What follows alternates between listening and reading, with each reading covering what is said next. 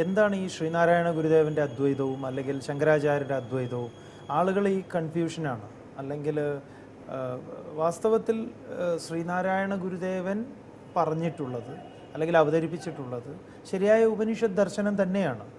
അപ്പോൾ നാരായണ ഗുരുദേവൻ എങ്ങനെ വേറിട്ട് നിൽക്കുന്നു എന്ന് പറഞ്ഞാൽ, സമൂഹത്തിലെ അനാചാരങ്ങളെയും അന്ധവിശ്വാസങ്ങളെയും ഇല്ലായ്മ ചെയ്യാൻ ആധ്യാത്മികത തന്നെയാണ് ഗുരു ഉപയോഗിച്ചിട്ടുള്ളത്.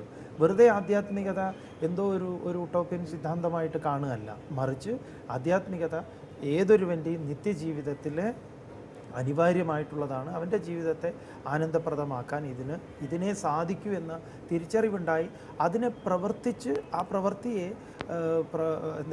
പൂർണ്ണതയിൽ എത്തിച്ച ആളാണ്. ഇപ്പോഴത്തെ തർക്കത്തിൻ്റെ മുഴുവൻ അടിയിലുള്ളത് നാരായണ ഗുരുദേവൻ സംഘപരിവാറിൻ്റെ ഒരു മൂല്യമൂർത്തിയായിട്ട് ഉപയോഗിക്കപ്പെടാൻ കഴിയുമോ കേരളത്തിൽ എന്ന ഒരു തർക്കമാണ്.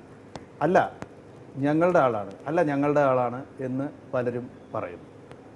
നാരായണ ഗുരുദേവൻ്റെ പഠിപ്പിക്കലുകൾ ഇപ്പോഴത്തെ സംഘപരിവാരത്തിന് ഉപയോഗിക്കാൻ കഴിയുന്നതാണോ, RSSന് BJPക്ക് ഉപയോഗിക്കാൻ കഴിയുന്ന തരത്തിലുള്ള പഠിപ്പിക്കലാണോ നാരായണ ഗുരു നടത്തിയിട്ടുള്ളത്? അല്ലല്ലോ. നാരായണ ഗുരുദേവൻ ഉണ്ടായിരുന്നു എങ്കിൽ നാരായണ ഗുരുദേവൻ ഏറ്റവും കൂടുതൽ തല്ല് മേടിച്ചിട്ടുണ്ടാവുക RSSകാരുടെ ആയിരിക്കും. എന്തുകൊണ്ടാണ് അത് സ്വാമി? കാരണം നമ്മൾ അതിന് ഇരയായിട്ടുണ്ട്. നമ്മൾ ചോദിക്കുകയാണ്, ഇന്നും നമ്മൾ പല ഭീഷണികൾ നേരിടുന്നു. അപ്പോൾ ശ്രീനാരായണ ഗുരുദേവൻ പറയുന്നു, അമ്പലത്തിലെ കരിമരുന്ന് നിരോധിക്കണം, കരിവീരനെ നിരോധിക്കണം. ഏത് RSS നേതാവ് പറയും? നാരായണ ഗുരുവിനെ ഓടിച്ചിട്ട് തല്ലിക്കൊല്ലില്ലേ? ജാതീയമായിട്ടുള്ള ജാതി ചോദിക്കരുത്, ജാതിയല്ലേ ഇവിടെ ചോദിക്കുന്നത്. ഈ നാരായണ ഗുരുദേവൻ പറഞ്ഞിട്ടുള്ളത് മുഴുവൻ ഇവരുടെ സിദ്ധാന്തത്തിനെതിരുള്ളതാണ്. നാരായണ ഗുരുദേവൻ ഒരു ഒരു ഉറുമ്പിനും വരുത്തരുത് എന്നാണ് പറഞ്ഞത്. ആ ദർശനവുമായിട്ട് ഇപ്പോഴത്തെ ഈ RSSന് എങ്ങനെ ഒത്തുപോകാൻ സാധിക്കുന്നുള്ളത് വലിയ ബുദ്ധിമുട്ടാണ്. ശരിയായ ആധ്യാത്മികതയോട് ഇവർക്ക് ഒത്തുപോകാൻ പറ്റുമെന്ന് നമുക്ക് തോന്നുന്നില്ല. സംഘപരിവാർ ഇത്തരത്തിൽ തന്നെയാണ് വിവേകാനന്ദനെയും സ്വന്തമാക്കിയത്. വിവേകാനന്ദനും സംഘപരിവാറിന് ഉപയോഗിക്കാവുന്ന തരത്തിലുള്ള കാര്യങ്ങൾ പറഞ്ഞ ഒരു സ്വാമി അല്ല എന്ന് പറയുന്നവരുണ്ട്. സ്വാമിയുടെ അഭിപ്രായം അല്ല, ഇതൊന്നും ഇപ്പം നമ്മൾ വിവേകാനന്ദ സ്വാമികളുടെ കൂടെ നടന്ന് വിവേകാനന്ദ സ്വാമിജി പറഞ്ഞു തന്നതല്ലല്ലോ. വിവേകാനന്ദ ചരിത്രം ഉണ്ടല്ലോ ഇവിടെ.